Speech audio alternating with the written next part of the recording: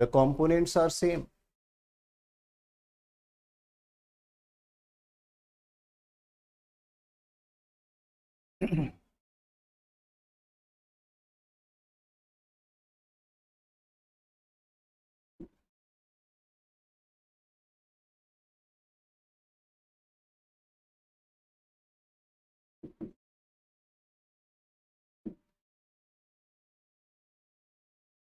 And here also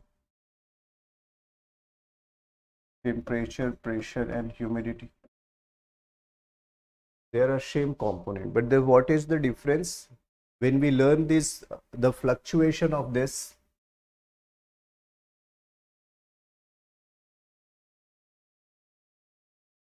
macro scale.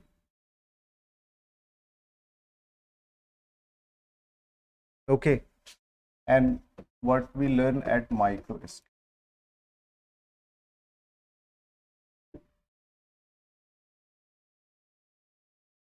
So even in India, when you look at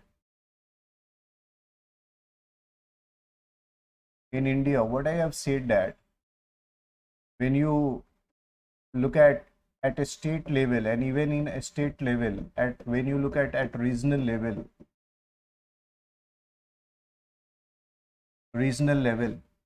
within the state in different cities and the town, what you find, the variation in temperature, pressure and amount of humidity in the atmosphere which determine the weather. Okay, so in your state where you are living right now, when you ask to your friends, colleague and relatives, what they said that उनके गांव में clear sky है, तो कहीं cloudy है, कहीं precipitation भी हो रहे होंगे, ठीक है। तो हम क्या देखते हैं, variation in this at the micro scale और द रीजनल स्केल, और तब हम कहते हैं that diurnal variation in this factor, अगर इन फैक्टर में डायurnal वेरिएशन हमें दिखता है, short term variation, then we called it weather. So weather is a short term variation in these components at a place, okay,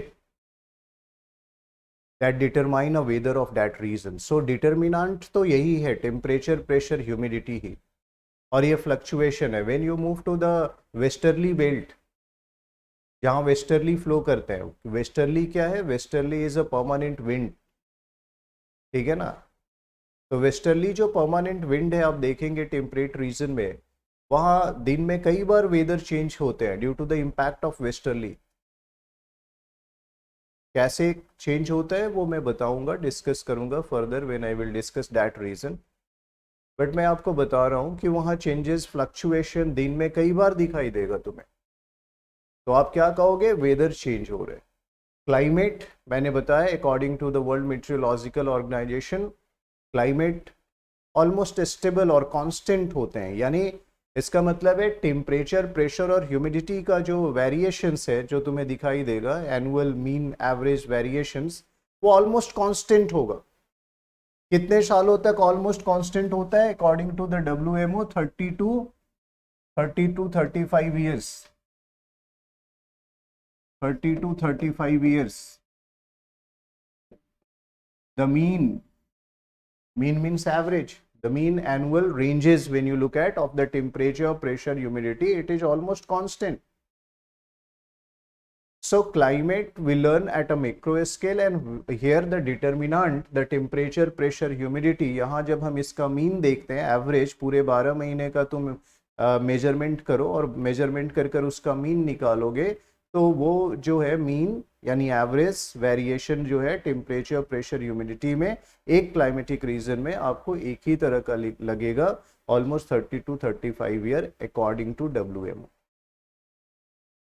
ठीक है।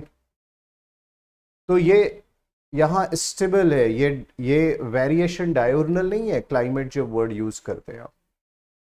तो सबसे पहले when you are writing the means, और जब अगर आ रहा है वेदर और क्लाइमेट के बीच में, तो पहले तो factor, what are the determinant of the weather and climate, determinant are same, factors are same, components are same, पहले इनको एक्सप्लेन करना है तुम्हें।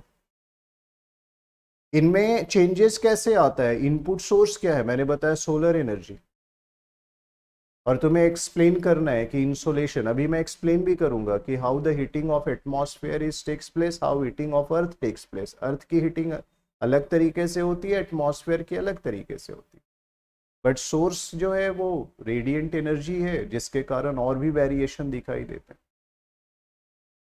तो आपको ये बताना होगा कि the input is the solar energy which led to the variation of this. So here we find diurnal variation, but here we won't find diurnal variation. Okay. फिर आप अगर बताओगे स्केल्स, तो आप बताओगे ये रीजनल और स्केल्स के ऊपर हम काउंट करते हैं, ठीक है ना. Micro scale, this is we study at a macro scale. Differences समझना है, कॉन्सेप्चुलाइज करना है, no need to cram. Okay. So periodicity है, मैंने कहा कि बहुत लेस टाइम पीरियड में ये फ्लक्चुएट करते हैं, it's fluctuate in a longer time period. Periodicity देखो, मैंने कहा दिन में कई बार बदलेगा, ऐसा नहीं है. क्लाइमेट ऐसा नहीं है कि एक दिन में कई बार बदलेगा. Climatic change are fixed. We are learning that India comes under monsoonal belt, monsoonal type of climate, तो ऐसा कई सालों से पढ़ते आ रहे हैं, ठीक है. So this is the first difference which you should keep in mind. Now when you look at, यहां मैंने वही लिखा है कि the element of the weather are what, diurnal range of temperature, humidity. Okay, and humidity are of various type. Further I will explain in detail what do you mean by humidity, how many types of humidity are there. तीन major types हैं, relative, absolute और specific. Okay, उसके बाद हम देखेंगे कि weather forecasting में इन तीन में से कौन सी ह्यूमिडिटी जो है वो इंपॉर्टेंट रोल प्ले करती है, और आपके लिए कौन सी ह्यूमिडिटी को बेसिकली बेहतर से समझना होगा, क्योंकि उसके एप्लीकेशंस भी आते हैं. ओके. डायurnal मीन्स दैनिक होता है, हिंदी में क्या कहते हैं, दैनिक. यानी एक दिन के अंदर 24 आवर्स साइकिल्स के अंदर जब तुम चेंजेस देखते हो तो हम उसको क्या बोलते हैं, डायurnal. गेटिंग माई पॉइंट मोहित? या डायurnal, मंथली एंड एनुअल, हम ये वर्ड यूज करते हैं, एंड वीकली एंड फोर्टनाइटली. तो ये diurnal means 24 hours. So with in 24 hours what you find, there is a relative change in the humidity, temperature and pressure. But when we talk about climate, मैंने लिखा होगा climate, so element of climate are annual average temperature, annual range of temperature, seasonal temperature range, precipitation, monthly, annual and relative humidity. So at annual scale, मैंने अभी discuss किया था, at annual scale 12 months का data तैयार करो, उसका mean निकालो, average, फिर तुम कंपेयर करो लास्ट कई ईयर्स से, तो आपको कांस्टेंट दिखाई देगा. Okay, almost constant, average constant होगा, and that average determine the climate of a particular region. ठीक है. तो इंडियन सब कॉन्टिनेंट में क्लाइमेट मॉनसूनल टाइप है. क्यों? क्योंकि चाहे पाकिस्तान जाइए, श्रीलंका जाइए, इंडिया जाइए, म्यांमार जाइए, मेडागास्कर जाइए, मालदीव जाइए, आपको क्या दिखाई देता है, annual average range of temperature almost एक ही, और उसके कारण वहाँ पर वेजिटेशन, फ्लोरास और फाउनास आपको ऑलमोस्ट सिमिलर दिखते हैं. कुछ ऐसी स्पीसीज होगी प्लांट की जो सभी इन कंट्रीज में आपको दिखाई देगी. Okay. Now the second again, what I weather is a short term phenomena, so it never reflect in vegetation. Weather का इम्पैक्ट वेजिटेशन के ऊपर नहीं होता, वनस्पति के ऊपर, लेकिन क्लाइमेट का इम्पैक्ट होता है. Say for example, I can give you an example. When you move to the dry realm, when you move to the deserts, okay, hot desert,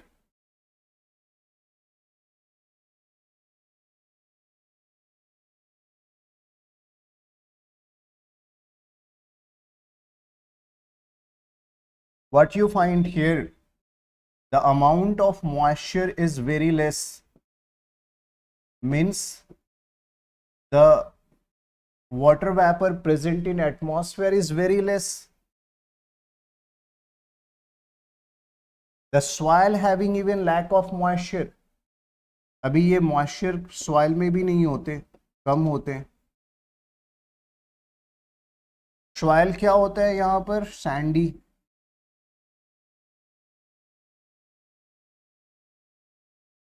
और सैंड्स तुमने देखा है, फोर स्पेसेस जो होते हैं सैंड के बीच में, जो आप सैंड को हाथ में ले लो, आपके हाथ से निकल जाएंगे ऐसे, ठीक है ना, फिर आप ऐसे कर लो, क्यों, पोर साइज ज्यादा है, कोर्स है वो, पोर, ठीक है, तो इनके पोर साइज, वाटर प्रेसिपिटेशन के बाद नीचे चला जाता है, सो वाटर लैक करता है डेजर्ट्स में, डेजर्टिक सॉइल और सैंडी सॉइल्स के अंदर। तो यहाँ वेजिटेशंस जो होंगे, वो वेजिटेशन यहाँ डेंस नहीं होगा डेजर्टिक एरिया के अंदर, वेजिटेशन स्पार्श होते हैं, there is a sparse vegetation, very less vegetation, क्योंकि ये होल्ड नहीं कर सकता, वाटर है ही नहीं, वाटर चाहिए वेजिटेशन को फॉर द फोटोसिंथेसिस, क्योंकि photosynthesis CO2 plus H2O are the more major component, एक तो कार्बन डाइऑक्साइड चाहिए, एक वाटर चाहिए, तभी तो वो अपना फूड बनाएगा, तभी फोटोसिंथेसिस होगी। तो दो इंपॉर्टेंट कंपोनेंट है, वाटर का सोर्स क्या है, सॉइल, बिकॉज वो वाटर रूट्स से एब्जॉर्व करते हैं। आपको क्या लगता है, प्रेसिपिटेशन हुआ तो वाटर लीफ ने एब्जॉर्व कर लिया क्या सारा, वही उसी से काम चलेगा उसका, ऐसा तो है नहीं, उसे चाहिए continuous water supply. And how they absorb the water, through roots from the soil. और यहाँ सॉइल की वाटर होल्डिंग कैपेसिटी क्या है, लेस है, क्यों, क्योंकि सॉइल के पोर लार्जर है, वाटर नीचे चला गया। तो क्या होगा यहाँ पे, कैसे सरवाइव कर सकते हैं, प्लांट की सर्वाइवल की कंडीशंस ही नहीं है वहां, सो बहुत कम होंगे। और अगर वेजिटेशन होगा तो आपको रिफ्लेक्ट होगा कि अच्छा ये वेजिटेशन डेजर्टिक एरिया में खास एडेप्टेड होंगे, they have adaptation, vegetation in desertic area having adaptation, specific vegetation are there, and we called that vegetation xerophytes, हम उसे कहते हैं xerophytes। So the vegetation which is present in the desertic area are known as xerophytes, okay, xerophytes, phyta means plant, zero represent the dry realm because coarse, the leaves are coarse and thorny। अभी देखो ये, for example cactus,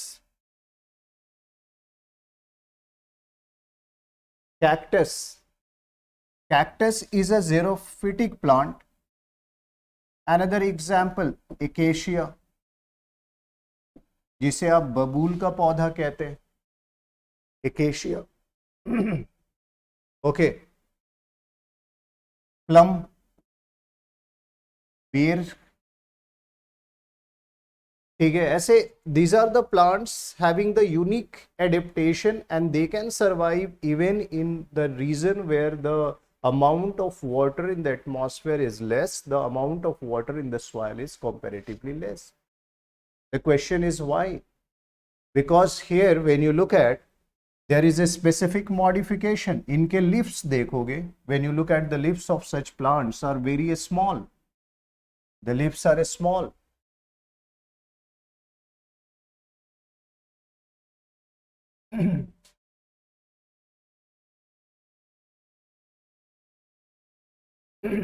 so when you look at, when you look at the plum, the leaves are very small, तो small leaves, इसका क्या है, surface area reduce हो गया,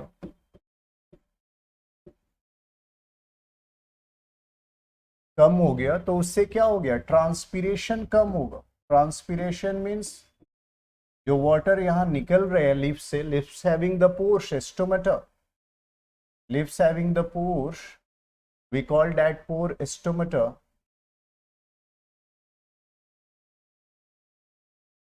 and through that stomata, this is a stomata through which the water release into the atmosphere when they leave receives the radiant energy and leaf heated, what happened? The water which is there, water कैसे आ रहा है? Through the tube which we called xylem vessels, which is present in the plant. Plant में एक tube होता है, root से attached होता है ये ट्यूब, इससे वाटर ऊपर जाता है, इस ट्यूब को कहते हैं जाइलम। तो वाटर जो रूट्स से एब्जॉर्ब हो रहा है वो जाइलम के through, xylem is a name of a tube और vessels which is present in the plant, उससे वो वाटर ऊपर खींचते हैं लीफ तक फॉर फोटोसिंथेसिस। और जब लीफ हीट होगा तो वाटर कन्वर्ट होगा गैसेस में और ये निकल जाएगा। इस प्रोसेस को क्या कहते हैं? Transpiration. Transpiration. So release of water from the stomata in the form of water vapor, this process is known as transpiration. So transpiration, अब transpiration को मैनेज करना है, रिड्यूस करना है, नहीं तो प्लांट ड्राई हो जाएंगे, वाटर सारे निकल जाएंगे। वाटर वैसे ही स्कार्सिटी है, तो क्या किया? लीफ की साइज छोटी हो गई। तो आप बबूल का पौधा देखिए, बेर का पौधा देखिए, उनकी पत्तियां छोटी होती है।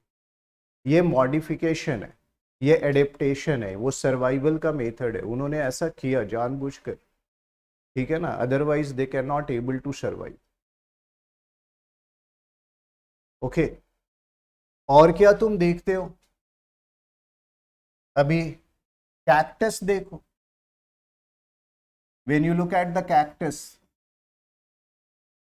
What you observe that in the cactus and in the xerophytic plants the roots are very long, क्योंकि उनको बहुत नीचे ट्रैवल करना होता है वाटर को सर्च करने के लिए, तो roots are very long. And in certain plants like cactus the leaf, यहाँ लीफ का मॉडिफिकेशन देखिए, the leaf modified into thorn. Leaf जो है यहाँ पर ब्लैक कलर दिख रहा है क्या इस स्क्रीन के ऊपर, इस कलर के ऊपर, बोर्ड के ऊपर?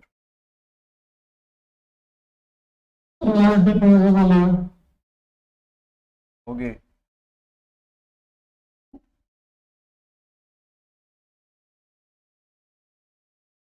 Now this colour,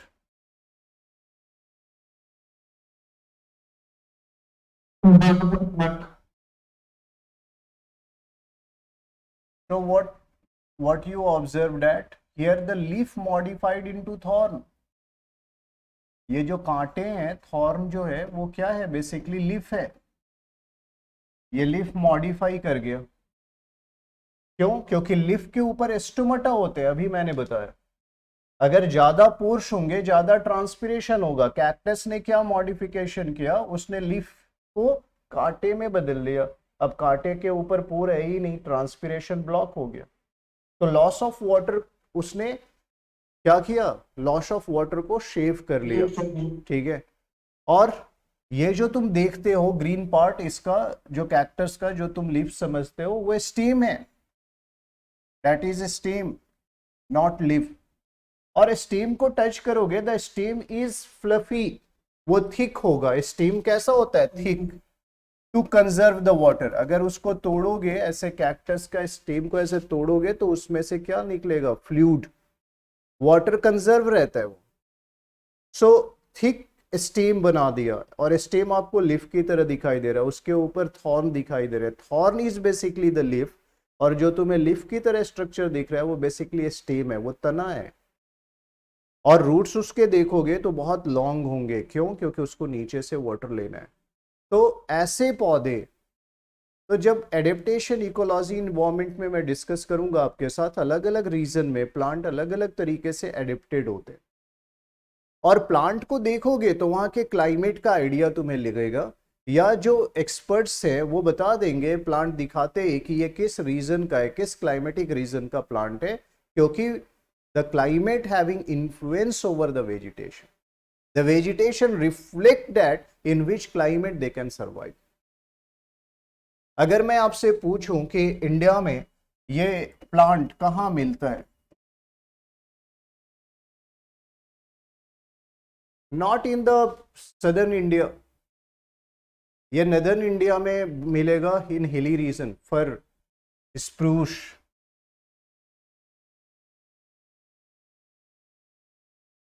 pine,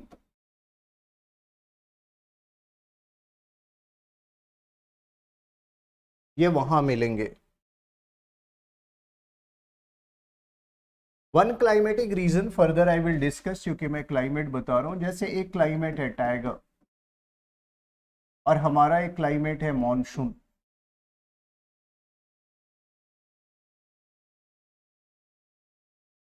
In the tropical region, there is a climate, monsoonal climatic regions. When we talk about monsoon climate, के अंदर जो वेजिटेशन होते हैं उसे कहते हैं डेसिडुअस, डेसिडुअस वेजिटेशन। डेसिडुअस का मतलब क्या होता है? पर्णपाती, पतझड़। इसमें तुम क्या देखते हो? सीजनल सीड्स ऑफ लिव्स, यहाँ लिव्स शेड करते हैं, पत्तियां गिराते हैं पौधे। सीजनल आपको दिखाई देगा पैटर्न। कौन से सीजन में पत्तियां गिरती हैं? बोला समर सीजन। इसीलिए हमारे जो ज्यादातर इंडिया का सेंट्रल पार्ट देखो, ईस्टर्न पार्ट देखो, इंडिया का मेजॉरिटी ऑफ रीजन में कौन सा फॉरेस्ट है? Deciduous forest. उसे हिंदी में कहते हैं पतझड़ वन या पर्णपाती वन। वहां उन वनों में, उन फॉरेस्ट में क्या होता है? समर में जाओगे तो पूरा तुम्हें डेजर्टिक लगेगा, सारी पत्तियां पौधों की गिरी होती हैं।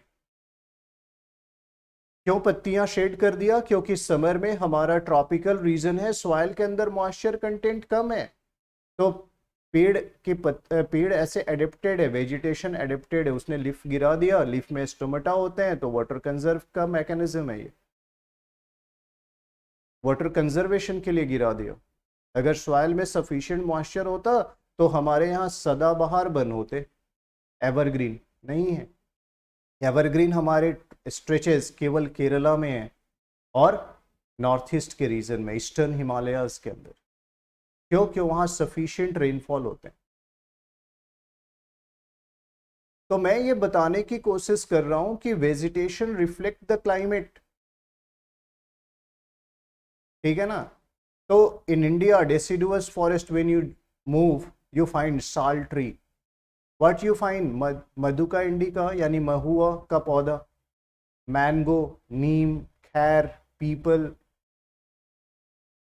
तेंदू जिससे बीड़ी बनता है, पलाश, ठीक है, सीसम, सखुआ।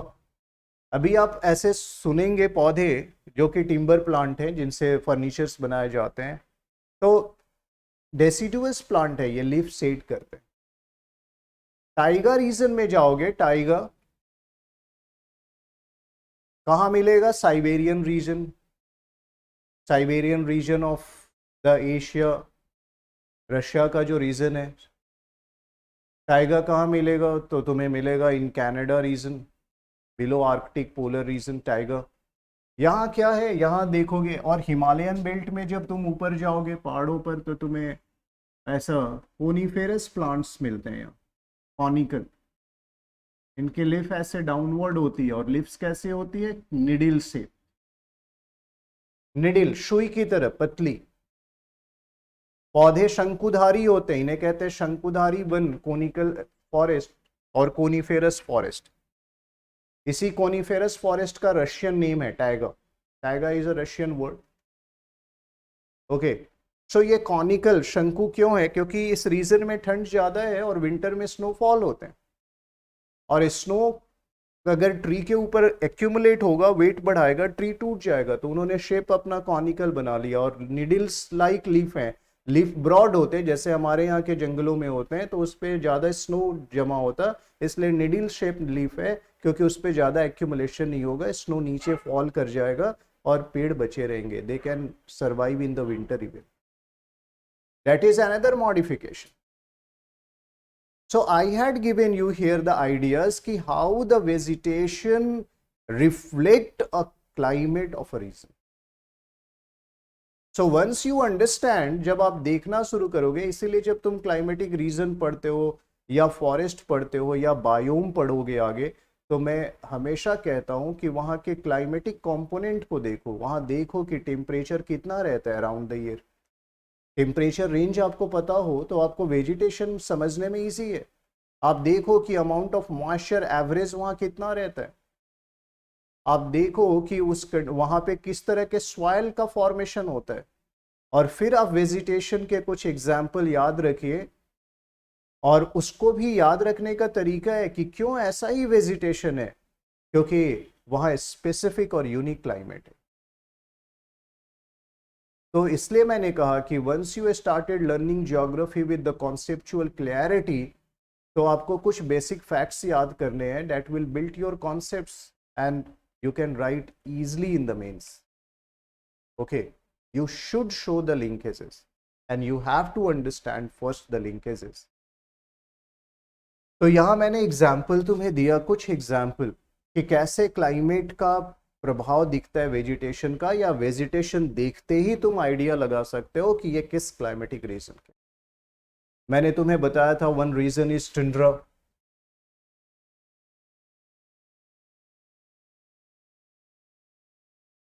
पोलर क्लाइमेटिक रीजन में जहां पोलर क्लाइमेट होते हैं फिर टुंड्रा रीजन कहते हैं, टुंड्रा वेजिटेशन मिलते हैं। यहां रिप्रेजेंटेटिव प्लांट क्या है, बोला लाइकेंस मिलते हैं, मॉसेस होते हैं, कुछ ग्रासेस भी हैं, वेराइटी। बोला ट्री क्यों नहीं है, टुंड्रा रीजन में ट्री क्यों नहीं है। अभी मैंने बात की कि मॉनसूनल क्लाइमेट में डेसिडुअस वेजिटेशन है, आम, महुआ, नीम, ऐसा भी एग्जाम्पल दिया मैंने। कोनीफेरस फॉरेस्ट के अंदर मैंने बताया कॉनिकल प्लांट है, जैसे फर है, स्प्रूस है, पाइन है, ठीक है, ऐसे पौधे हैं वहाँ पर। फिर यहाँ अभी मैंने बताया कि इवन इन डेजर्टिक एरिया मैंने आपको बताया कि जेरोफिटिक वेजिटेशन होते हैं, जैसे प्लम।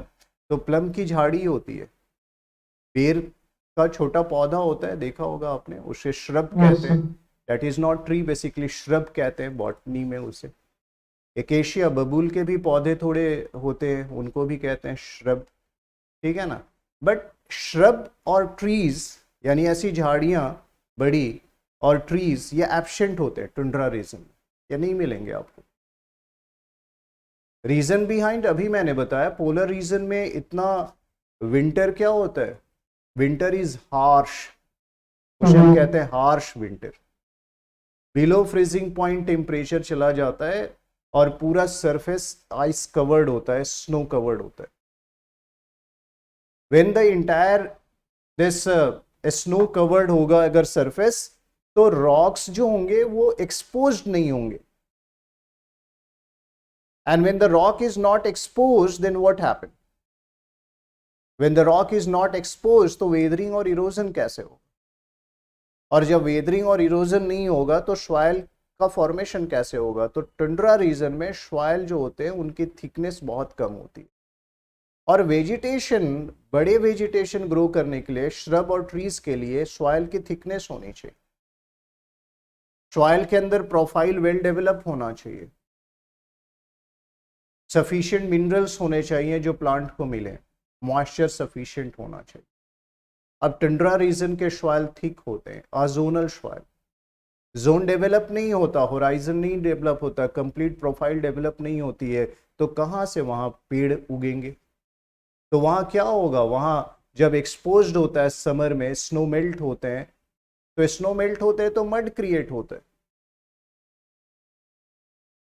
सोलिफ्लक्शन वर्ड आपको बताया था, मास मूवमेंट होने लगता है। रशिया में अभी प्रॉब्लम है, यूक्रेनियन वॉर, विंटर आ रहा है, विंटर में आइस फ्रोज हो जाएगा पूरा यूक्रेन और रशिया, बहुत हार्श क्लाइमेट में इन्हें लड़ाई लड़नी पड़ेगी। और अभी जब नेक्स्ट स्प्रिंग आएगा और जब ये मेल्ट होने लगेगा, तो रास्पुटीन वर्ड होता है, मास मूवमेंट शुरू हो जाएगा, वो मेल्ट होके स्नो बहना शुरू होंगे तो मड हो जाएगा चारों तरफ। तो फिर रॉक जब एक्सपोज्ड होता है, फिर वो वेदरिंग शुरू होती है, डिसइंटीग्रेशन ऑफ रॉक्स, फिर वो टूट कर सॉइल, तो सॉइल कभी वहां थिक नहीं लेयर बन पाते, इसलिए वहां जो होते हैं वो बहुत छोटे ऐसे वेजिटेशन, प्राइमरी वेजिटेशन ग्रो करते हैं, like in mosses. These are the pioneer species, we can grow anywhere. Okay, clear. Even in the less moist areas, or you can say where the nutrients is very less. So this is again what it also represent. Barren area में भी grow करने वाली ये species है, very resilient. हाँ,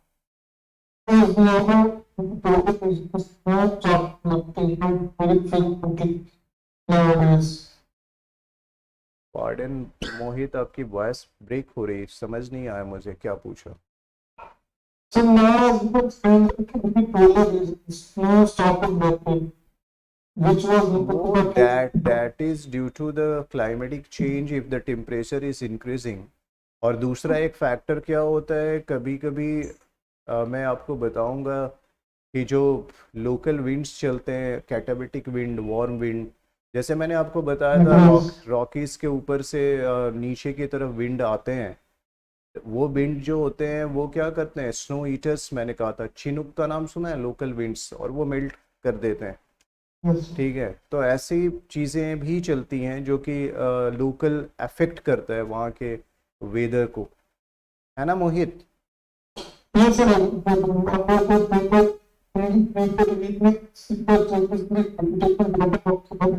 तुम्हारी आवाज़ ना बहुत ब्रेक हो रही है, तो मुझे मैसेज कर दो जो क्वेश्चन है, ठीक है.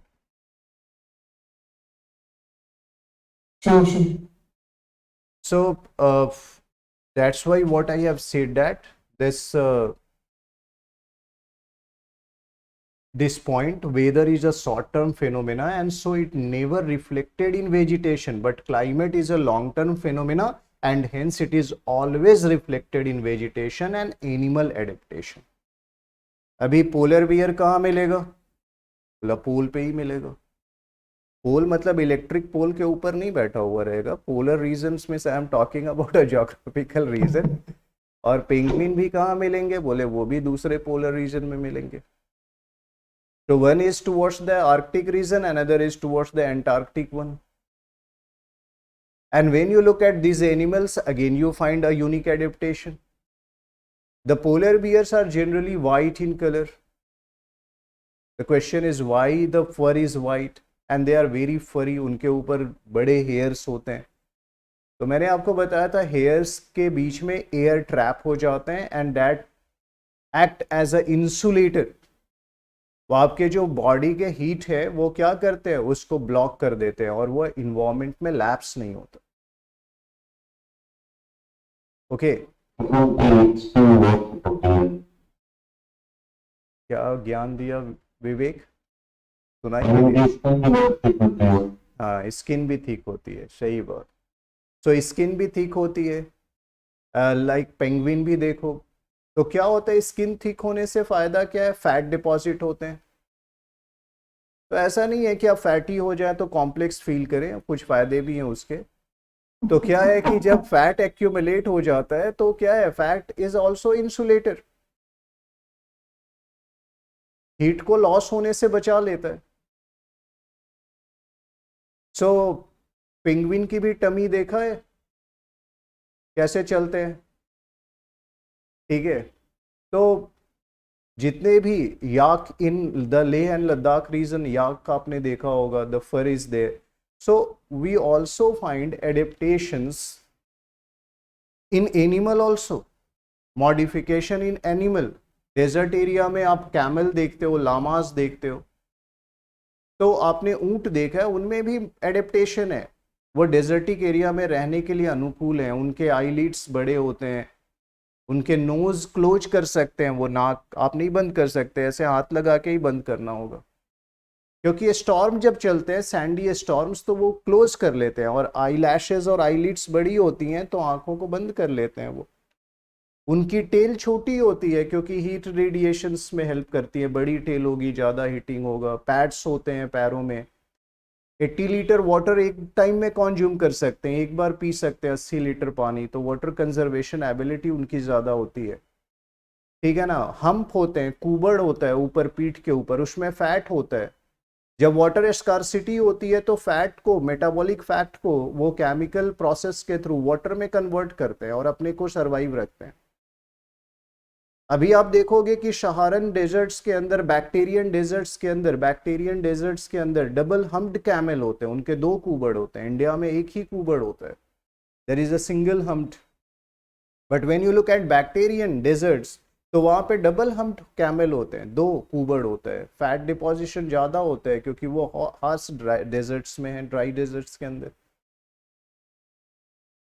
तो मैंने क्या तुम्हें बताया कि आप एडेप्टेशन भी देखते हो अकॉर्डिंग टू क्लाइमेट, एनिमल्स में भी और प्लांट के अंदर भी। Okay, you find that adaptation. This is another difference between the weather and climate. So climatic imprint you can visualize on vegetation as well as on animal, but weather imprint नहीं मिलता, weather diurnal short term variations है, उसका प्रभाव नहीं पड़ता है। Now यहाँ मैंने लिखा weather is generally expressive of the total variation in distribution of heat and moisture, but the climate has much wider connotation and is not related to the local condition, it is subcontinental in nature. मैंने क्या बताया कि weather क्या है, expressive of total variation in distribution of heat. जैसे मैं अभी आपको एग्जांपल दूं, आपके साथ आप जब पढ़ते हो basics books, when you read, then you find one word. Have you heard sea breezes and land breezes? Yes, sir. Yes, sir. ये क्या है, क्यों बनते हैं, बताइए कोई भी।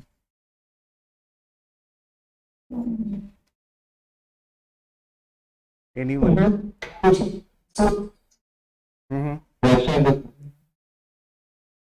प्रेशर डिफरेंसेस, अच्छा ठीक है।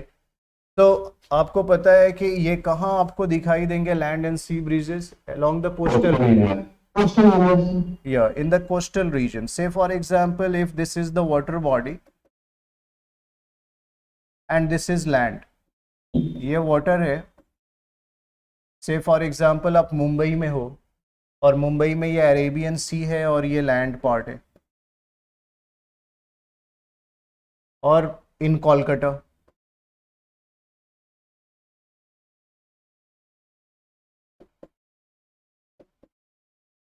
so if this is the water bodies and this is the land, water means not a small water body like river, कोई पहाड़ी नदी के किनारे खड़े होके लैंड सी ब्रिजेस देखोगे तो पता नहीं लगेगा, ठीक है ना।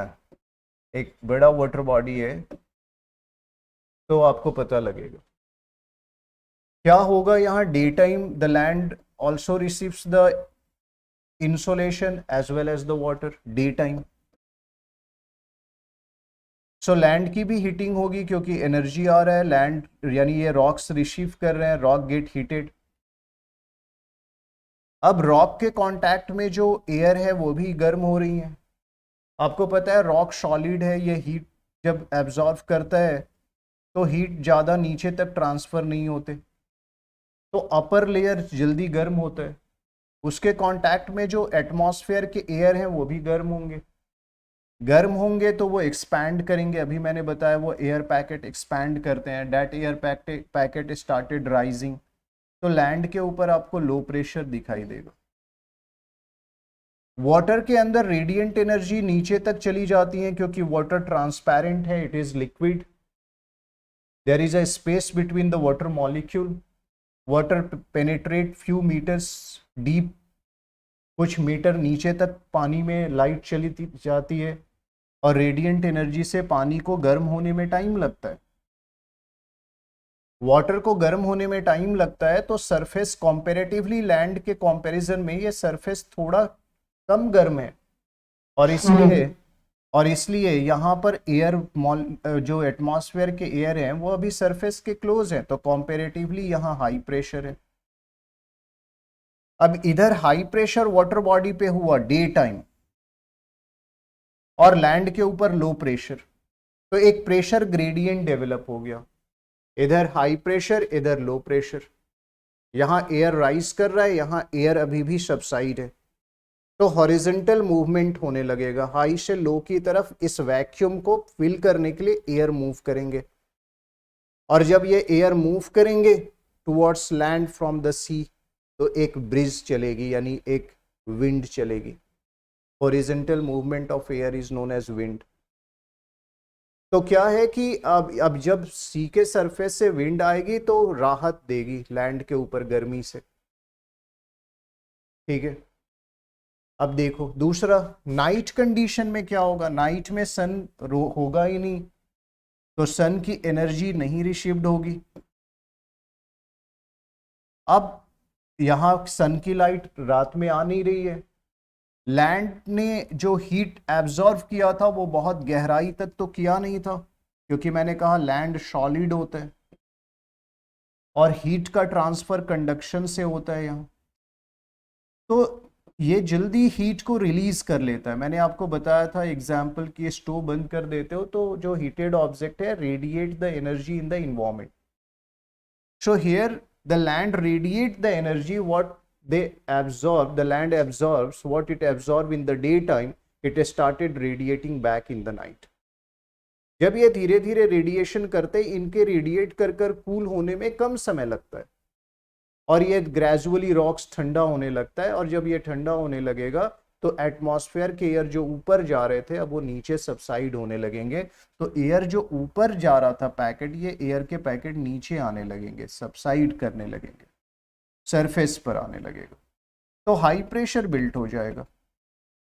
डे टाइम यहां लो प्रेशर बिल्ट हो रहा था। वाटर ने हीट जो एब्जॉर्व किया था वो ज्यादा गहराई तक किया था, क्योंकि वाटर ट्रांसपेरेंट था, लाइट ज्यादा नीचे तक पेनिट्रेट की थी। अब वाटर ने जो हीट को एब्जॉर्व कर रखा है उसको यहां से निकलकर और इन्वायरमेंट में लैप्स होने में, रेडिएट होने में टाइम लगता है, तो यहाँ कॉम्पेरेटिवली ये सरफेस ज्यादा वार्म रहता है ज्यादा समय तक, और यहाँ जब वार्म रहेगा तो यहाँ की एयर उठती रहेंगी और यहाँ सरफेस पर लो प्रेशर होगा, तो विंड का डायरेक्शन ऐसा होगा, ऑपोजिट। तो मैंने आपको बताया कि उसका भी वेदर पर इफेक्ट होगा। डे और नाइट टाइम आपको चेंज दिखाई देगा। ये डायurnal वेरिएशन, ये साइकिल डेली चलती है in the coastal region, and the impacts on the local weather is very sound, और लोकल वेदर पर उसका इम्पैक्ट्स भी आपको दिखाई देता है। तो मैंने क्या लिखा? Weather is generally expressive of the total variation in the distribution of heat and moisture. अभी मैंने दिखाया ना हीट और मॉइस्चर का डिस्ट्रीब्यूशन, कि कैसे सर्कुलेशन पैटर्न ही बदल गया डे और नाइट में, उसका इन्फ्लुएंस वेदर पर दिखेगा तुम्हें कोस्टल रीजन में उसी। But climate is a wider connotation, मैंने लिखा है, and not related to the local condition, it is subcontinental in nature. Subcontinental, हम बात करते हैं इंडियन सब कॉन्टिनेंट की। When we talk about the monsoonal climate we talk about Indian subcontinent के अंदर है, भारतीय उपमहाद्वीप में वैसा दिखाई देता है क्लाइमेट। भारतीय उपमहाद्वीप के अंदर कई देश आते हैं, ठीक है, बांग्लादेश भी है, श्रीलंका भी है, अभी बताया था। तो और कंट्रीज जो मैंने अभी नाम दिए थे, पाकिस्तान, अभी बगल में ईरान, उसके ऊपर भी इन्फ्लुएंस है, ठीक है। क्यों? क्योंकि यहाँ पर एशियाज में देखोगे, साउथ एशिया में लैंडलॉक्ड है एक तरफ से पूरा सी, इंडियन ओशन, वहाँ एक यूनिक क्लाइमेट जनरेट होता है, जहाँ हम समर में जो विंड का मूवमेंट देखते हैं, विंटर में कंप्लीट रिवर्सल विंड का मूवमेंट होता है, उसी को कहते हैं मॉनसूनल क्लाइमेट। तो ये इसका इन्फ्लुएंस अफ्रीका के कंट्रीज के ऊपर भी है, ईस्टर्न मार्जिन के ऊपर, ईस्टर्न साइड में जो कंट्रीज हैं, वेस्ट एशियाज के जो कंट्रीज हैं उसके भी ऊपर हम देखते हैं इन्फ्लुएंस। उसके बाद आप साउथ एशिया में तो लार्जर इन्फ्लुएंस देखते हो, ऑस्ट्रेलियाज के ईस्टर्न वेस्टर्न मार्जिन पे आप इन्फ्लुएंसेस देखते हैं, इंडोनेशियन आइलैंड्स के ऊपर आप देखते हैं इन्फ्लुएंसेस। तो ये रीजनल स्केल पर नहीं है, वाइडर स्केल पर है, इसलिए मैंने यहाँ लिखा है। Okay, now when you look eight next,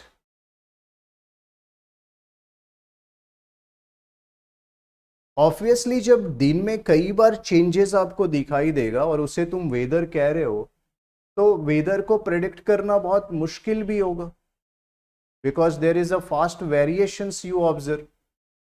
That's why what we, despite we have a better satellite now and they are giving the data continuously, so we are able to forecast the weather in a better way. But despite the, we have satellites, those who are giving us the data every day continuously and we are forecasting, but कई बार forecast हमारे fail हो जाता है। कई बार तुमने देखा है weather forecasting है बट प्लेन जाके उड़ रहा है, क्लाउडी वेदर है, लैंड नहीं कर पा रहे, देखा होगा ना भाई। ऐसा थोड़ी है कि फ्लाइट जब चली होगी तो पता नहीं होगा मौसम कैसा है, बट अचानक जाने के बाद और भी चेंजेस दिखाई देंगे। तो क्या है कि वेदर जो मैंने लिखा है, because weather is a diurnal variation, so it's very hard to predict it, despite we have a new modern mechanism through which we try to predict it, और अभी हम कुछ हद तक कर पा रहे हैं, ठीक है, पर फिर भी अभी प्रॉब्लम है, ठीक है। So that's why what I have written that weather is unpredictable and cannot be classified, और इसीलिए वेदर को किसी ने आज तक क्लासीफाई नहीं किया। लेकिन अभी क्लाइमेटिक क्लासिफिकेशन आपको पढ़ना है, ऑफ द कॉपेन, थॉर्नथवायर, त्रिवार्था, डेडली स्टाम्प, ऐसे कई क्लाइमेटोलॉजिस्ट हैं, those had classified the climate, पर कभी भी वेदर क्लासिफिकेशन नहीं पढ़ोगे।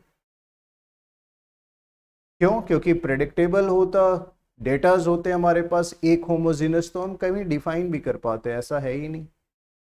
So that's why what I have written that climate is fixed and that's why there is a climatic classifications.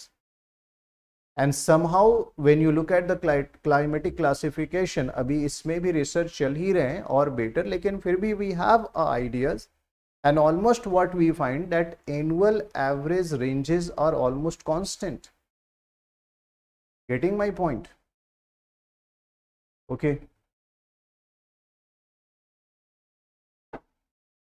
Now कोई भी डाउट से तो आप मुझसे पूछ सकते हो, ठीक है। नाउ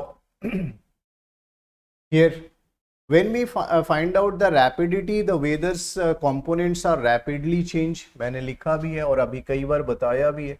एंड क्लाइमेटिक चेंज में take place over a long period of time, तो पीरियोडिसिटी हम देखेंगे। तो अभी क्या होगा कि जो क्लाइमेट का इम्प्रिंट आपको वो जियोलॉजिकली भी दिखता है, यानी रॉक के ऊपर भी इम्प्रिंट दिखता है। मैंने अभी आप लोगों के साथ डिस्कस किया था इन जियोमॉर्फोलॉजी से कॉन्टिनेंटल ड्रिफ्ट थ्योरी, ठीक है ना, कॉन्टिनेंटल ड्रिफ्ट थ्योरी। और मैंने बताया था आप लोगों को कि वेगनर ने कुछ क्लाइमेटिक डेटास भी दिए। अभी तुम देख रहे हो कि जैसे हिमालयन रीजन में तुम जाओगे और जहाँ स्नो कवर्ड रीजन्स हैं, और कल के दिन में अगर वहाँ स्नो नहीं हुआ बट वहाँ के रॉक के ऊपर स्ट्रिएशंस होगा, स्क्रैचेस होंगे। क्यों? क्योंकि जब स्नो फॉल करता है उसके साथ साथ रॉक डेब्रिस भी चलते हैं, और जब स्नो मेल्ट कर जाता है तो स्क्रैचेस छोड़ जाता है। So scratches are, we can observe the scratches where the snows are there over the surface.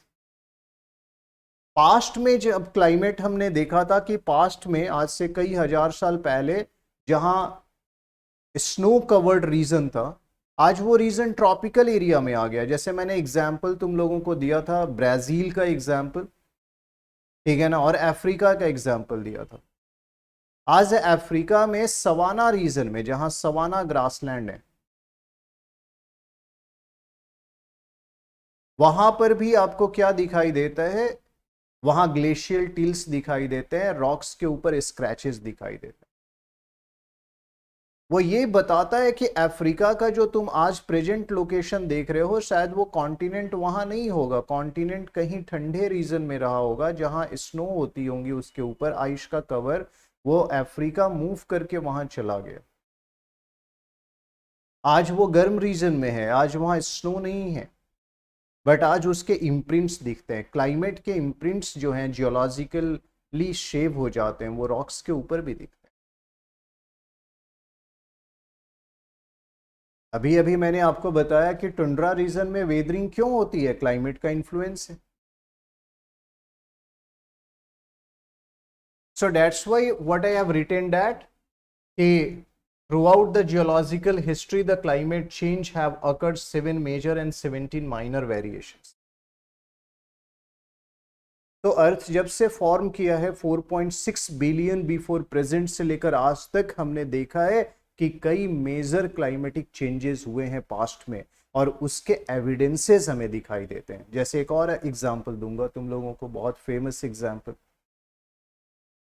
अर्थ कब बना? 4.6 बिलियन बिफोर प्रेजेंट। और आज at present when you are looking at present, इस बीच में एक पीरियड था, geological time period, we call that period as carboniferous period. हम उसको कहते हैं कार्बोनिफेरस। उस पीरियड में क्या हुआ? जब मूवमेंट हो रही थी तो क्रैक्स आ गए क्रस्ट के अंदर, और क्रैक्स आने के बाद वो क्रैक्स ऐसे स्प्रेड की, और उस पीरियड में डेंस वेजिटेशन हुआ करता था, फॉरेस्ट। ये जब क्रैक हुआ क्रस्ट के अंदर, फॉल्ट बने, उसी फॉल्ट में वो वेजिटेशन गिर गई और दब गई। वही आज मेटामॉर्फोज्ड हो चुकी हैं, चेंज हो चुकी due to high temperature and pressure. वो कन्वर्ट हो चुकी हैं रॉक्स में, उसे आप कोल कहते हैं। So you find that there is a type of coal we called carboniferous coal। Carboniferous उस समय को बताता है जब वेजिटेशन डंप हुए थे, और वो आज कोल के फॉर्म में जमीन के नीचे मिलते हैं। वो हमें क्या बताते हैं? उस समय के क्लाइमेट के बारे में भी आइडिया देते हैं। तो जब तुम जियोलॉजिकल पास्ट देखते हो, उसमें आपको क्लाइमेटिक डेटा सपोर्ट करते हैं to understand what was there during that period of time. Geological imprint climate का दिखता है, वेदर का जियोलॉजिकल इम्प्रिंट नहीं दिखेगा। वेदर का इन्फ्लुएंस रॉक के ऊपर नहीं दिखेगा, क्लाइमेट का इन्फ्लुएंस आपको दिखेगा। मैंने कुछ एग्जाम्पल शेयर करने की कोशिश की, ठीक है। धीरे धीरे आगे क्लाइमेट जब डिस्कस करूंगा तो तुम्हें आइडिया मिलता रहेगा। अभी एक ब्रीफ इंट्रोडक्शन है ये between the climate and weather. Next, try to understand what is the study of weather is meteorology, right? Very simple differences, okay? And basically it is physics of the lower atmosphere when we talk about the weather. Weather is not the physics of the higher atmosphere। मौसम पर lower atmosphere का प्रभाव रहता है। जितने भी weather phenomena है, जैसे विंड का मूवमेंट, हॉरिजॉन्टल हो या वर्टिकल हो, एयर का मूवमेंट, वो आपको लोअर एटमॉस्फेयर में दिखता है ज्यादा। उसी तरह से क्लाउड कंडेंसेशन आपको लोअर एटमॉस्फेयर में दिखता है। वर्टिकल एयर मूवमेंट, कल मैंने वर्ड यूज किया था टर्बुलेंस, ट्रोपोस्फेयर में टर्बुलेंस दिखते हैं। Troposphere is the lower layer. So horizontal movement of air, which is wind, you find in the lower atmosphere. The vertical movement of the air, turbulence, you observe in the lower atmosphere. Cloud formation, generally you observe in the lower atmosphere. Okay, precipitation in different form, you observe in the lower atmosphere. तो weather जो देखोगे, मैंने इसीलिए लिखा है कि ये जो देखोगे यहाँ जो फिजिक्स इन्वॉल्व है वो लोअर एटमॉस्फेयर में, ठीक है। नाउ दस require the greater scientific research, इसलिए लोग लगातार रिसर्च कर रहे हैं कॉन्टिन्यूसली। और मैंने अभी बताया हमने तो सैटेलाइट भी स्पेशली लॉन्च किए हैं उसको समझने के लिए। जैसे इंडिया ने मेटसैट लॉन्च किया है, meteorological satellite, under IRS program Indian resource. अभी इनसेट और आईआरएस तो देखेंगे, हमें डेटा देना है कम्युनिकेशन के लिए, तो इनसेट थोड़ा है, आईआरएस रिसोर्स के लिए। The study of climate which is called climatology is the study of weather condition over a long period and it is derived science and has a greater humanistic approaches। इसमें हम क्या कर रहे हैं, weather condition को long period के लिए पढ़ रहे हैं, उसी टेम्परेचर वेरिएशन को, उसी प्रेशर वेरिएशन को, ह्यूमिडिटी वेरिएशंस को लॉन्ग टर्म के लिए पढ़ते हैं। ठीक है, ये डिराइव्ड साइंस है, मेट्रोलॉजिकल से ही निकला है क्लाइमेटोलॉजी। ठीक है, और मैंने कहा कि ग्रेटर ह्यूमनिस्टिक अप्रोच। और हम क्यों क्लाइमेट को समझने की कोशिश कर रहे हैं, अपने बेटरमेंट के लिए, अपने सर्वाइवल के लिए।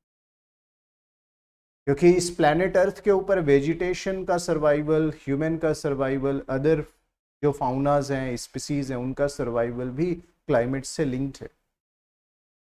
क्लाइमेटिक चेंज जो है हमें परेशान कर रहा है, तो हम उसके ऊपर अभी रिसर्च कर रहे हैं इस फील्ड में।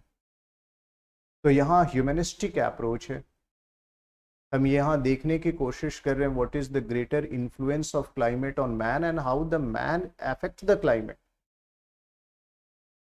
सो मैन इन्वायरमेंट रिलेशनशिप का एक बहुत इंपॉर्टेंट कंपोनेंट है। ठीक है, नेक्स्ट,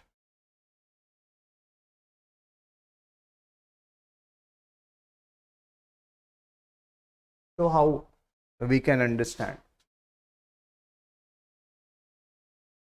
we can now, इतनी स्टडी के बाद अब तो क्लियर हुआ होगा कुछ हद तक, शायद मैं समझाने में सफल रहूंगा कि वेदर और क्लाइमेट में क्या डिफरेंस है। We can create a difference between that. So what I have said that कि thus we can conclude that no sharp line can be drawn between meteorology and climatology.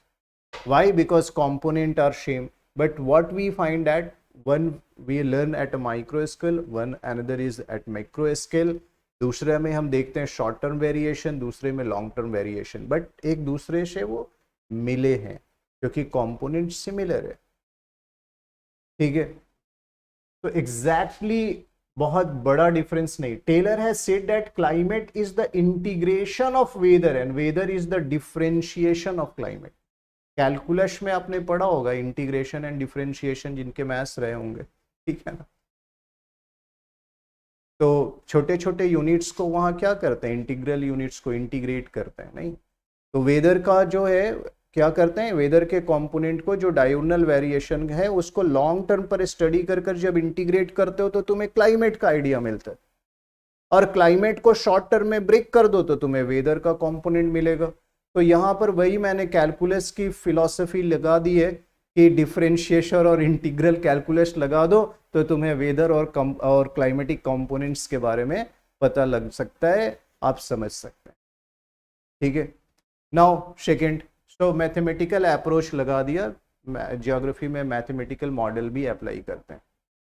ठीक है ना, now the weather and climate of global are, global यानी globe लिखा है यहाँ, the weather and climate of a globe are undergoing slow and continuous modification due to highly sophisticated and unmindful activities of modern human society।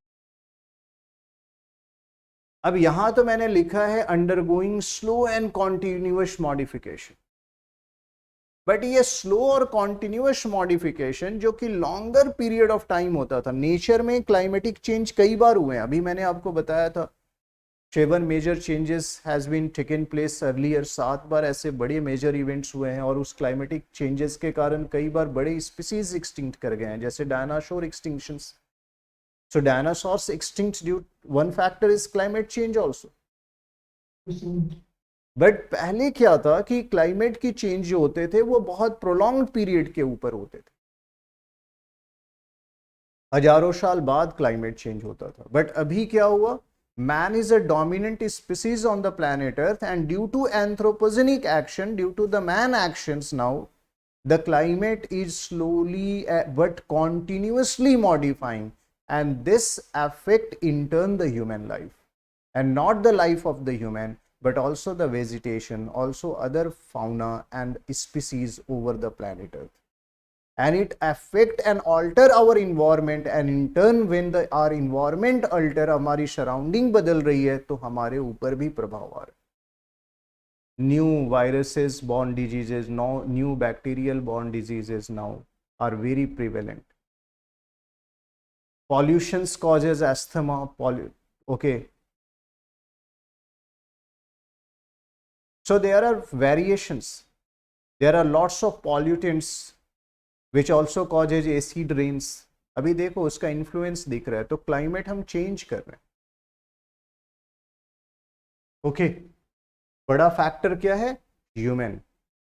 The most important factor right now which is in center, which is responsible for the climatic change. It is despite slow right now, but it bothers us. Why? Because it is continuous and it affects us. Now, increase in the amount of CO2, carbon dioxide gas in the atmosphere, and related global warming along with depletion of ozone shield are modifying the global climate and local weather condition, which can be deletions for the future human generations. Okay. खतरा आ गया ना हमारे ऊपर. तो हमने अभी तक क्या क्या कर लिया है? हमने ओजोन को भी कुछ हद तक डिप्लीट कर दिया. नहीं, ओजोन लेयर मैं बताऊंगा कि इन स्ट्रेटोस्फेयर, ट्रोपोस्फेयर जो सबसे लोअर है एटमॉस्फेयर का लेयर, उसके ऊपर एक लेयर है स्ट्रेटोस्फेयर, उसके अंदर ओजोन गैसेस होती हैं. और मैं फर्दर एक आपको साइकिल डिस्कस करूंगा, चैपमैन साइकिल.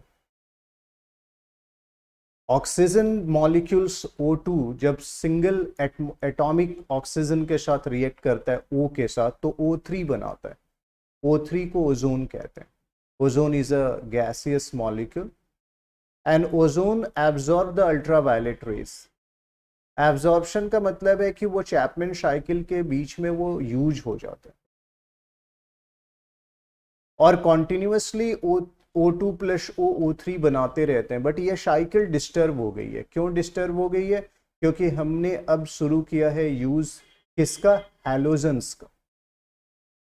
इंसानों ने हैलोजन्स का यूज किया रेफ्रिजरेटर के अंदर, एयर कंडीशन के अंदर. ऐसे आप डिओ यूज करते हैं, आप स्प्रे यूज करते हैं, उसमें हैलोजन्स यूज होते हैं. हैलोजन्स यानी क्लोरीन, फ्लोरीन, ब्रोमीन, आयोडीन, इस तरह के आप एलिमेंट यूज करते हैं. इन्हें हैलोजन्स कहते हैं. ठीक है.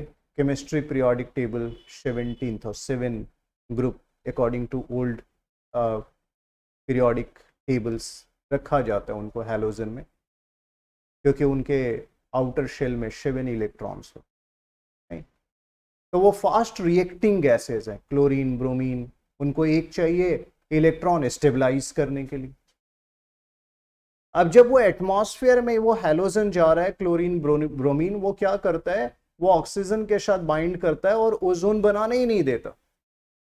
O2 प्लस O3 बनाना है. अब O जाके बाइंड कर जा रहा है क्लोरीन के साथ, ब्रोमीन के साथ. अब O3 बन ही नहीं पा रहा है. धीरे धीरे ओजोन, इसी को कहते हैं ओजोन डिप्लीशन. तो चैपमैन साइकिल ही ब्लॉक कर दिया हैलोजन ने. तो पहले कॉन्टिन्यूसली ओजोन्स बनते रहते थे, टूटते रहते थे, उनका डिप्लीशन होता था, पर रीजनरेशन होता था. ये साइकिल चलती रहती थी. अब ये साइकिल ब्रेक हो गई, तो नए ओजोन बन ही नहीं पा रहे हैं. दूसरे जो ब्रेक हो रहे हैं, फ्री हो रहा है ऑक्सीजन, वो क्लोरीन के साथ बाइंड हो जा रहा है, क्योंकि क्लोरीन फास्टर बाइंड होते हैं, ब्रोमीन, आयोडीन. तो हमने जब टेक्नोलॉजी डेवलप की तो हमने सोचा ही नहीं था. बाद में चैपमैन ने जो फाइंड आउट किया ये साइकिल, बाद में हमें समझ में आया अच्छा ये प्रॉब्लम है. अब ओजोन डिप्लीशन से अल्ट्रावायलेट रेज डायरेक्ट आ रही हैं और कैंसर्स कर रही हैं, skin cancers and other diseases that is harmful for the human survival. So I had given example how the ozone depletion affect the human life. And who is responsible basically for the ozone depletion? We, the people of this planet Earth. नहीं. और फिर देखो CO2. There are various sources through which we are increasing and releasing the vast amount of, सबसे पहला जितनी भी under developed economy है और डेवलपिंग इकोनॉमी है वो ग्रीन एनर्जीज यूज नहीं करती हैं, वो नॉन रिन्यूएबल एनर्जी यूज करती हैं, थर्मल एनर्जी। गांव में लकड़ियां जलाई जाती हैं खाना बनाने के लिए, ठीक है, लार्ज स्केल में काउडंग केक यूज किया जाता है या अदर मटेरियल जिससे CO2 निकलते हैं। ट्रॉपिकल रीजन में आप पैडी कल्टीवेशन करते हो, मीथेन रिलीज होता है। काउ हम बहुत ह्यूज अमाउंट में कैटल रियरिंग करते हैं, वहां से मीथेन और CO2 रिलीज होता है, काउ डंग से, कैटल डंग से। CO2 हमने डिफॉरेस्टेशन किया, एफॉरेस्टेशन की जगह हमने जंगल काट दिए जो कि कार्बन सिंक था। इस ईयर सेल्यूलोज के ऊपर क्वेश्चन भी आया है। तो पेड़ की तना में सेल्यूलोज होता है जो कार्बन का बना होता है। सेल्यूलोज ग्लूकोज का क्या है, ग्लूकोज के मॉलिक्यूल से ही बनते हैं। ग्लूकोज CO2 प्लस H2O से बनते हैं। तो कार्बन को क्या करता था, प्लांट ट्रैप करता था, यूज करता था फोटोसिंथेसिस में, वो आपने पेड़ काट कर दिए तो CO2 जो आप एब्जॉर्ब करता था वो अब है ही नहीं, एब्जॉर्प्शन अब कम हो रहा है। So gradually the CO2 is also a greenhouse gas which trap the energy which is released by the earth surface। अर्थ के सरफेस से जब हीट स्पेस में जाता है, ये अर्थ जब गर्म होते हैं तो हीट को रिलीज करते हैं स्पेस में, तो एटमॉस्फेयर की ये जो गैसेस हैं ये उसको रोक लेती हैं, और रोकने के कारण एटमॉस्फेयर का लोअर लेयर गर्म हो जाता है और इसके कारण अर्थ का भी टेम्परेचर इंक्रीज होता है। हम इस प्रोसेस को ग्लोबल वार्मिंग कहते हैं, और इन एयर जो जिन्होंने गैसेस ने ट्रैप कर लिया इनको ग्रीन हाउस गैसेस कहते हैं। So why this things happen? Because of the human action. The man is responsible for that. So there is a influence on that. Climate के ऊपर इन्फ्लुएंस हो रहा है किसका? एंथ्रोपोजेनिक एक्टिविटीज का। ओके, सो होपफुली क्लियर हुआ होगा the difference between the climate and the weather. Clear हुआ? Is there any doubt? कोई डाउट है तो पूछ लो मुझसे। No, sir. Okay, now what I have to discuss here, आपके सिलेबस में है structure and composition of atmosphere.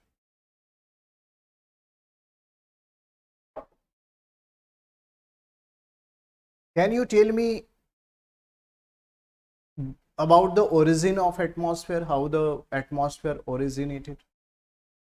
मैंने डिस्कस किया था during the origin of universe and earth. I had also discuss कि कैसे बना, ओशन कैसे डेवलप हुए, एटमॉस्फेयर कैसा हुआ, क्या ये प्राइमरी एटमॉस्फेयर है, क्या ऐसा एटमॉस्फेयर है जो कि प्रिमिटिव टाइम में बना था जब अर्थ बना। किसी को पता हो तो बताओ मुझे, किसी ने रिवाइज किया हो या क्लैरिटी हो तो मुझे बताओ, अदरवाइज मैं तो थोड़ा आइडिया दे ही दूंगा आपको। फिर से बोलो। I remember the explanation given by you recently also and in the past as well, that the atmosphere was formed as a gradual process, and the cooling of the mass which separated from the sun during the revolution around the sun, when the cooling started and the emission of gases took place, which in turn further cooled down and release of carbon dioxide and water vapor in the atmosphere, which therefore led to the rainfall and the release of other gases, which in turn from the atmosphere that we see as a planet.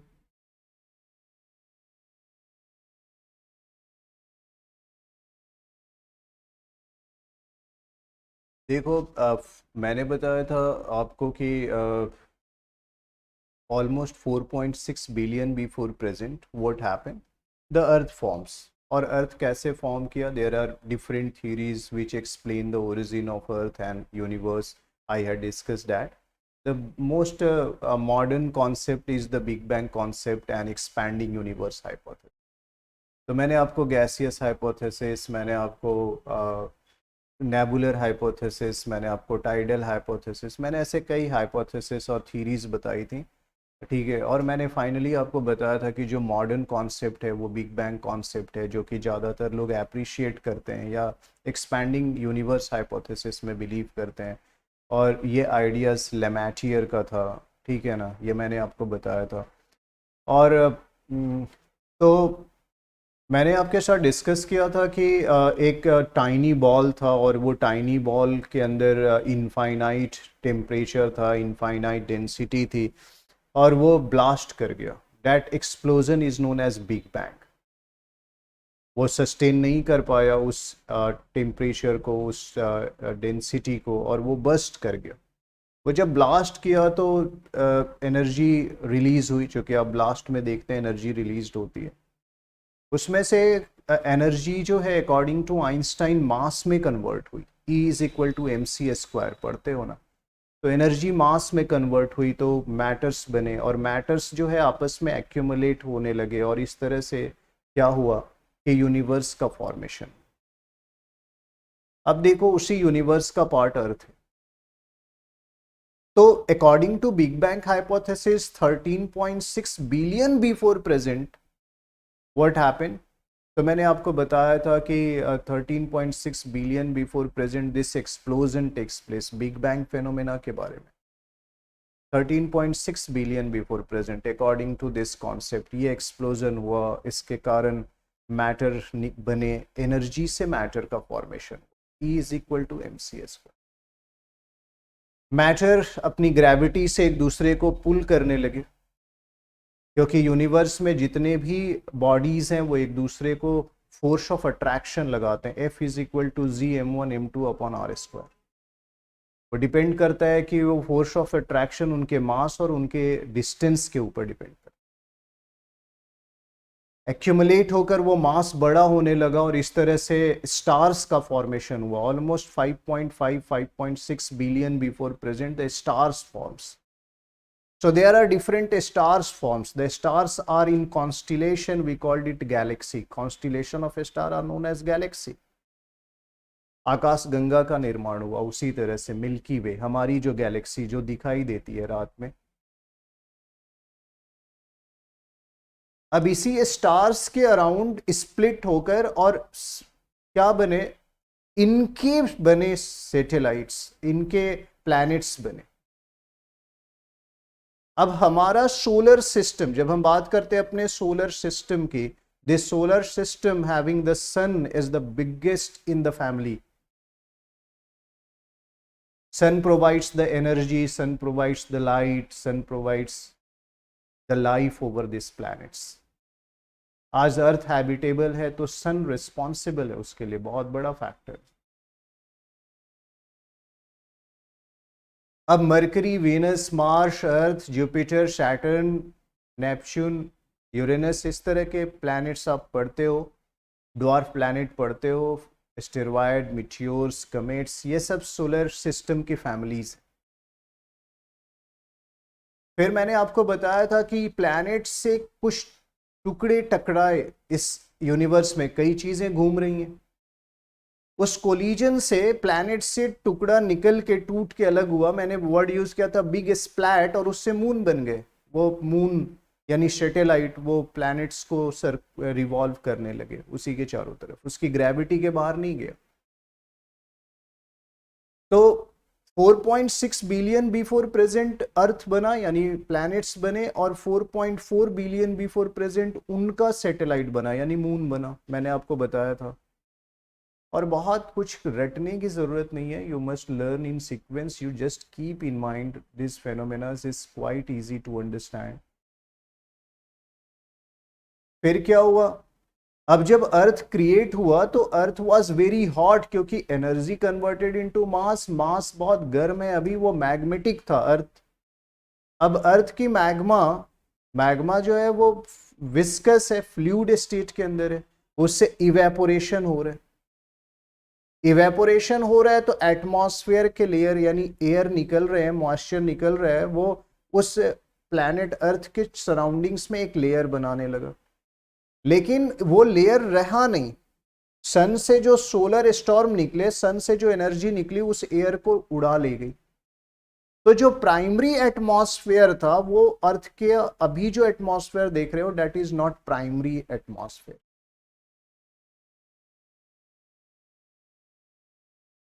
फिर जब उसमें से अर्थ का upper surface cool होने लगा, लेकिन lower surface अर्थ का तो अभी भी गर्म है, उसमें से जब निकल रहे थे डीगैसिंग हो रही थी, डीगैसिंग यानी गैस अर्थ के अंदर से ही निकल रहे थे, फिर वो एक लेयर बनाया, एक विनीर बनाया, एक परत बनाई उसने गैसेस की, उसे आप एटमॉस्फेयर कहते हो। तो ये जो एटमॉस्फेयर दूसरा बना उसे हम सेकेंडरी एटमॉस्फेयर कह सकते हैं। प्राइमरी तो अर्थ की एनर्जी से उड़ गया, गैसेस गर्म होके फैली और उड़ गई, अर्थ को छोड़ के चली गई। सेकेंडरी लेयर बना। अब देखो अर्थ के से कई ऑब्जेक्ट टकराते गए, मीटियोर्स, मीटियोराइट्स, डिप्रेशन बनता गया अर्थ में। ये जो डीगैसिंग हुई, इसमें से मॉइस्चर निकला, कंडेंस्ड हुआ, वर्षा हुई, वो डिप्रेशन में पानी भर गया, ओशियन बन गए। अब वाटर जब प्रेसिपिटेशन के फॉर्म में अर्थ के ऊपर आया, डिप्रेशन में जमा होने लगा, अर्थ की कूलिंग और फास्टर हो गई। अब वाटर एक्यूमुलेट है, अब वाटर गर्म हो रहा है सनलाइट से, तो वाटर में मॉइस्चर में कन्वर्ट हो रहा है, मॉइस्चर का अमाउंट बढ़ता गया एटमॉस्फेयर में। अब ये टर्शरी एटमॉस्फेयर हो गया, क्योंकि अब यहां पर अच्छा देखो धीरे धीरे इसी ओशियन में वेजिटेशन ग्रो कर गए। सबसे पहले बैक्टीरिया ग्रो किया, फिर उसके बाद ब्लू ग्रीन एल्गी आए, साइनोबैक्टीरिया।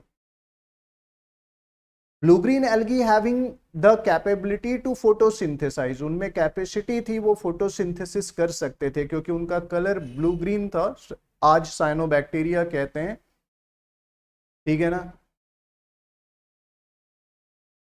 अब ये साइनोबैक्टीरिया फोटोसिंथेसिस करने लगे, फोटोसिंथेसिस में वो CO2 का इस्तेमाल करने लगे एटमॉस्फेयर का, क्योंकि पहले एटमॉस्फेयर में CO2 ज्यादा था, डी ऑक्सीजनेटेड एटमॉस्फेयर था, ऑक्सीजन नहीं था। सेकेंडरी एटमॉस्फेयर में ऑक्सीजन नहीं थे।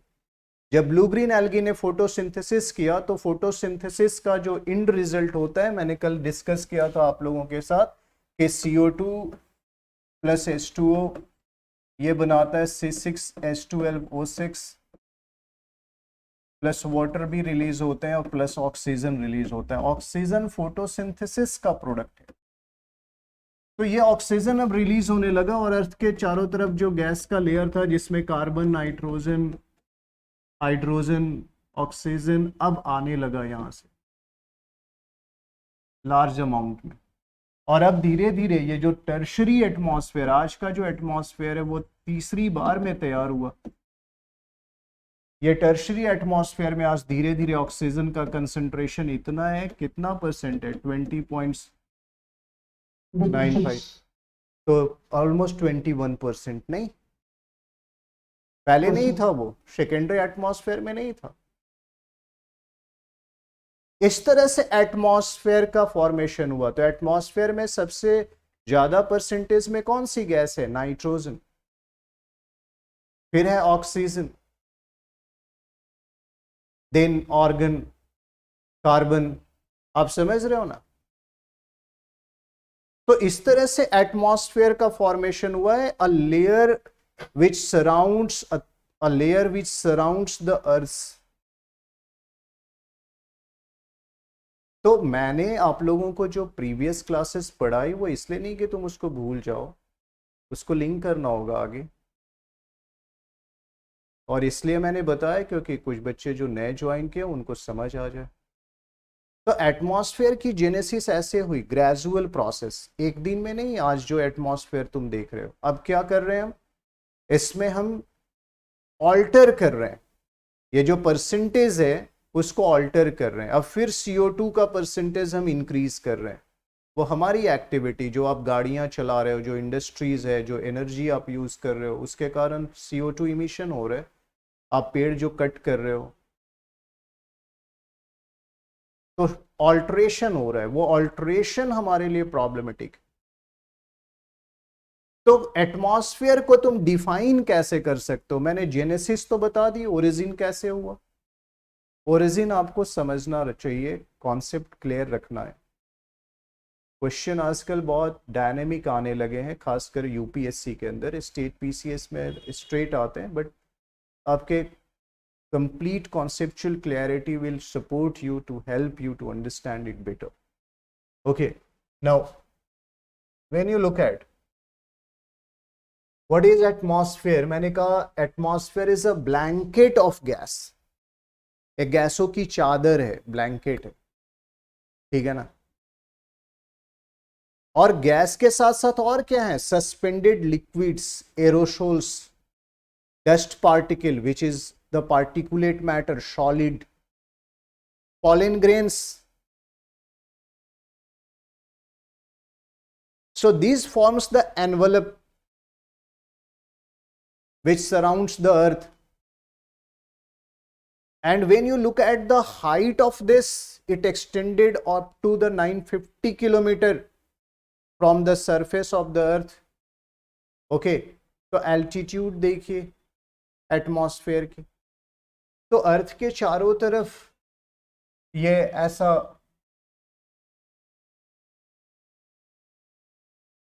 If this is the planet earth,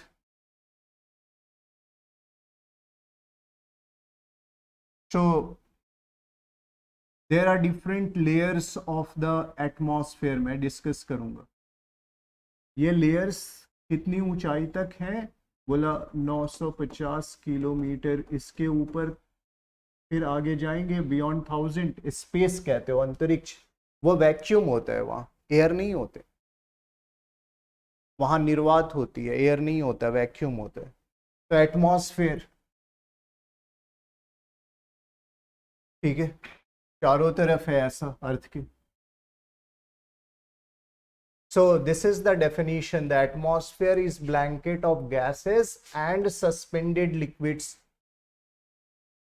and solid that entirely envelop the earth. It extends for about 950 kilometer from the earth's surface. अर्थ की सरफेस से 950 किलोमीटर की ऊंचाई तक चारों तरफ से क्या है? Air, gases as well as solids and few liquids are present. Okay, and the origin of atmosphere was roughly 2 to 3 billion years before present. अभी की एटमॉस्फेयर की मैं बात कर रहा हूँ, टर्शरी एटमॉस्फेयर की, ठीक है। The present atmosphere has been formed by degashing, अभी degashing समझाया, density stratification, biochemical reactions such as photosynthesis, अभी समझाया, photosynthesis से ऑक्सीजन रिलीज होकर एटमॉस्फेयर में कंसंट्रेशन इंक्रीज किया। तो photosynthesis is a biochemical reaction, animals के सेल्स में हो रहा है वो, दैट रिएक्शंस। सोलर विंड्स मैंने बताया था, पुराने वाले को लेके चले गए, ठीक है। And sun spots and the atmospheric matter from the space was also captured the growing Earth's gravity. और अर्थ की ग्रेविटी ने पुल कर रखा है उसे अपनी तरफ, एटमॉस्फेयर को खींच कर रखा है। और atmosphere, and due to this atmosphere which is oxygenated, oxygen rich, the animals and the life presents in this planet earth. What we are searching on another planet, the traces of oxygen, the traces of water for the survival of the life, including the human being. So tomorrow I will continue the sessions and I will discuss the composition. मैं आपके साथ composition discuss करूंगा कि atmosphere कैसे बना है, किन चीज़ों से। फिर मैं structure discuss करूंगा, यानी layer, ठीक है। So tomorrow I will finish this topic. चलो कल मिलते हैं। Have a nice time. Thank you, thank you, Thank you, Sujal. जय हिंद।